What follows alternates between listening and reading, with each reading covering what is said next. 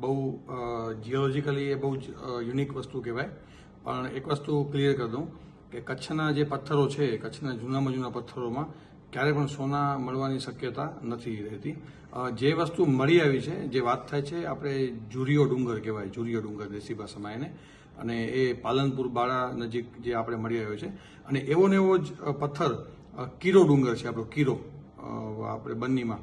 તો એ બે ડુંગરની અંદર એવા પથ્થર મળી આવે છે કે જ્યાં તમને દાણી દાણી સોના જેવી ચમકે પથ્થરની અંદર.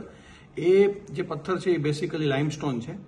એને ઉલિટિક લાઇમસ્ટોન કહેવાય. ઉલિટિક લાઇમસ્ટોન બેસિકલી કેવું હોય કે એક લાઇમસ્ટોનની અંદર જે જીવ હોય એ મોટા મોટા જીવ હોઇડ્સ જેવા દેખાય.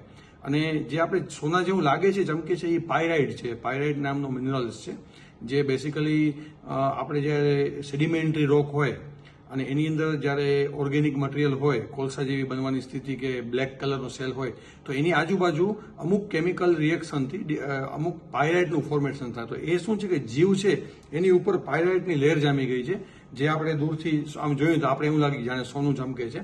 વર્ષો પહેલા ઘણા બધા એક્સપેરિમેન્ટ કર્યા લોકોએ, જેને અનમેચ્યોર્ડ જીઓલોજીસ્ટે.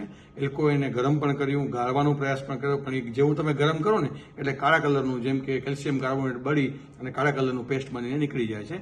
તો એ કોઈ સોનું નથી, પણ સોના જેવા પથ્થર, કારણ કે પાયરાઇટને હંમેશા ફેક ગોલ્ડ તરીકે કહેવામાં આવે છે જીઓલોજીની ભાષામાં. એ સોના જેવું લાગે અને વર્લ્ડની અંદર આ પ્રકારના પથ્થરો મળે છે.